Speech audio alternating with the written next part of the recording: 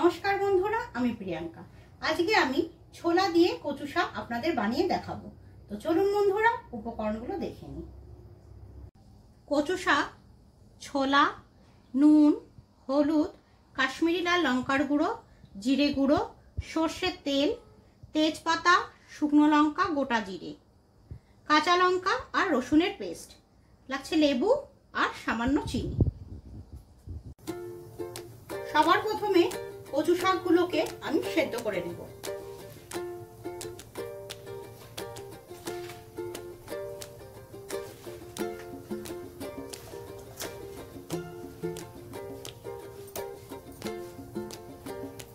এবার 10 থেকে 15 মিনিটের জন্য আমি ঢেকে দেব।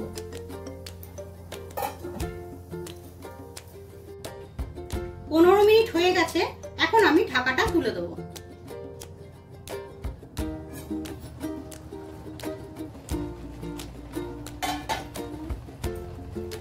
খুব ভালোভাবে সেদ্ধ হয়ে গেছে।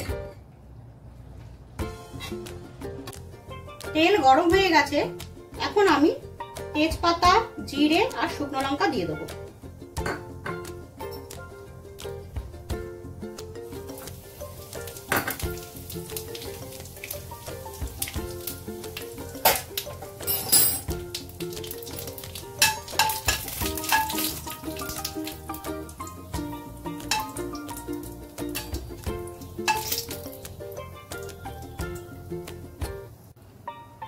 এবার আমি রসুন আর কাঁচা লঙ্কার পেস্ট দিয়ে দেবো।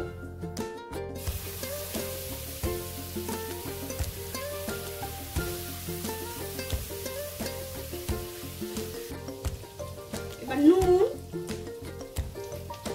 হলুদ আর কাশ্মীরি লাল লঙ্কা দিয়ে খুব ভালো করে মিশিয়ে দেবো।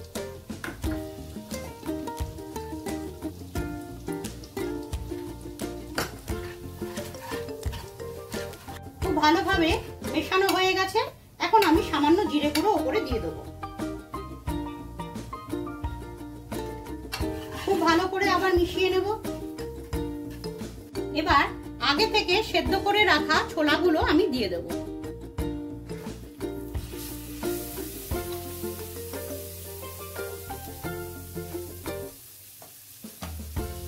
খুব ভালো করে মিশিয়ে নিলাম, এখন আমি কচু শাকগুলো দিয়ে দেবো।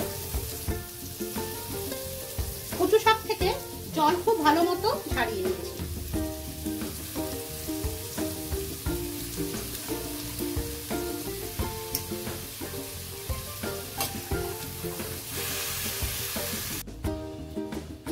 খুব ভালোভাবে মেশানো হয়ে গেছে, এখন আমি 5 মিনিটের জন্য ঢেকে দেবো।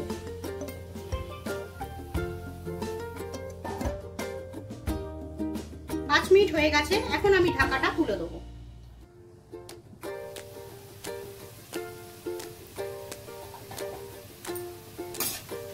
শাক ভালোভাবে ভাজা হয়ে গেছে, এখন আমি সামান্য লেবুর রস উপরে ছড়িয়ে দিই।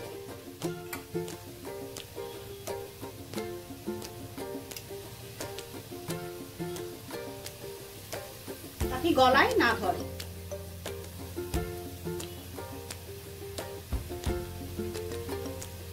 এবার সামান্য চিনি উপরে দিয়ে দেবো।